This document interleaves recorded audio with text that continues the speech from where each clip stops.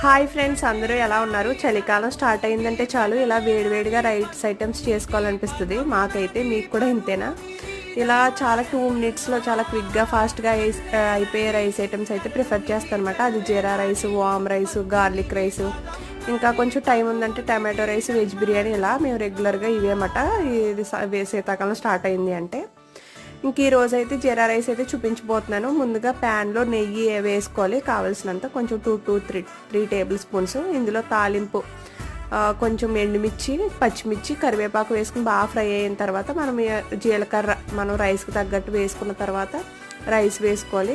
నేను చూపించాను కదా, ఆ రైస్ అయితే వేసుకుని కొంచెం సాల్ట్ వేసుకుని బాగా ఫ్రై చేసుకుని దింపేసుకుంటే రెడీ అయిపోద్ది అన్నమాట. మనకు రెస్టారెంట్ ఫ్లేవర్ రావాలి అంటే వాళ్ళు అజినోమోటో యాడ్ చేస్తారు. అది అంత హెల్త్కి మంచిది కాదు కాబట్టి మీరైతే యాడ్ చేసుకోవద్దు. ఇలాగే చాలా టేస్టీగా ఉంటుంది. వాళ్ళు బాస్మతి రైస్ యూస్ చేస్తారు, అంతే తేడా.